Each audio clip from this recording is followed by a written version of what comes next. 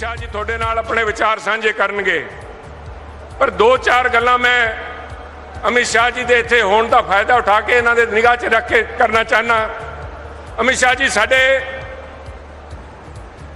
अगर तुसी माफ़ी दिओ मैं हिंदी च मुखातब होऊंगा, अलीवाल साहब बुरा ना मनियो, सारे लोग इत्थे बैठे हैं, सारे हिंदी समझते हैं। अमित शाह जी, हमारे इस विश्वकर्मा नगरी को लोगों ने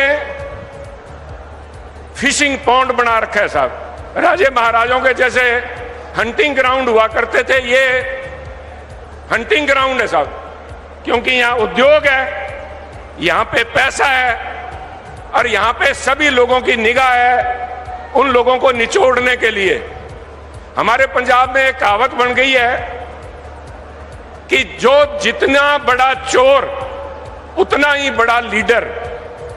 जो लीडर बसों में चढ़ के अपने गांव से चंडीगढ़ आते हैं एमएलए चुन के, वो आज 2.5 करोड़ की गाड़ियों में चढ़ के वापस अपने शहर जाते हैं। 2.5 करोड़ की गाड़ियां, 2.5 करोड़ की गाड़ी से काम नहीं चलता तो उनके धर्मपत्नी भी 2.5 करोड़ की एक और लेते हैं गाड़ी साहब। और ये बीमारी सिर्फ राजनेताओं में नहीं है साहब, ये बीमारी ये किस नेता के नाम में ही जुड़ गया, चोरी का धंधा।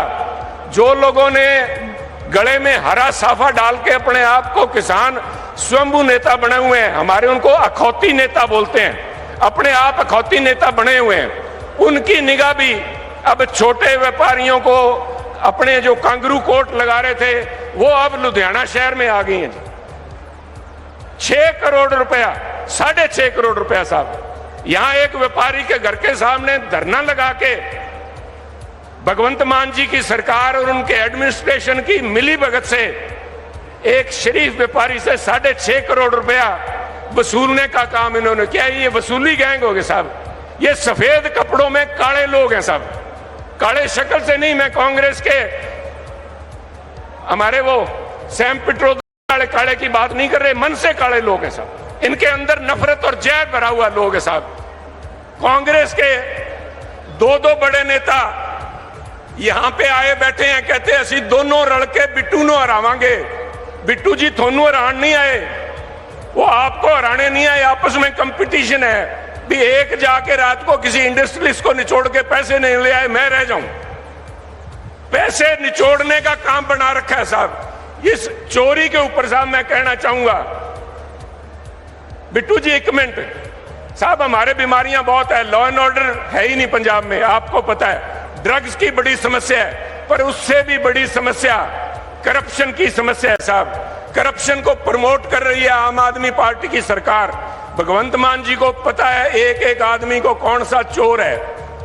हर कांग्रेस लीडर को उन्होंने विधानसभा में धमकाया है कि मेरे को तुम्हारे सारे चिट्ठे हैं, मैं तुम्हारे पे केस दर्ज करूंगा, चुप होकर बैठ जाओ, और वो बैठ जाते हैं, परंतु पर्चा दर्ज नहीं होता साहब। अब हो क्या रहा है कि जब लोग देखते हैं कि जिन नेताओं के घर में 10-10 करोड़ रुपया बिस्तर के नीचे मिल गया, खातों में 35-35 के ऊपर कोई कार्रवाई हो नहीं रही, तो हमें 5 लाख 10 लाख लूटने वालों को कौन पूछेगा साहब। हमारे एक पंजाबी में कहावत है, अगर कौओं को रोकना है आने से, कहते एक कां मार के टंग दो, एक कौआ मार के टांग दो साहब, अपने आप दूसरे कौओं को पता लग जाता है सर।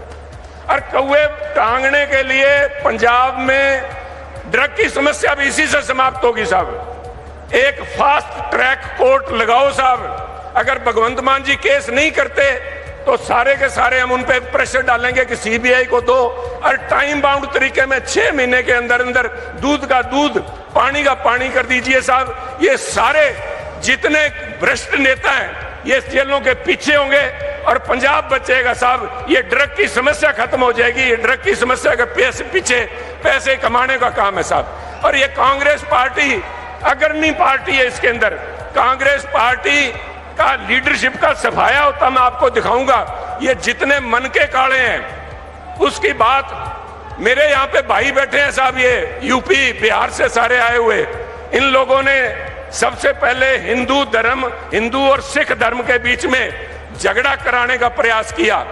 हिंदू सिख की बात लेके ये कांग्रेस पार्टी लेके आई, इल्जाम लगाती है बीजेपी के ऊपर। हिंदू सिख का क्या है?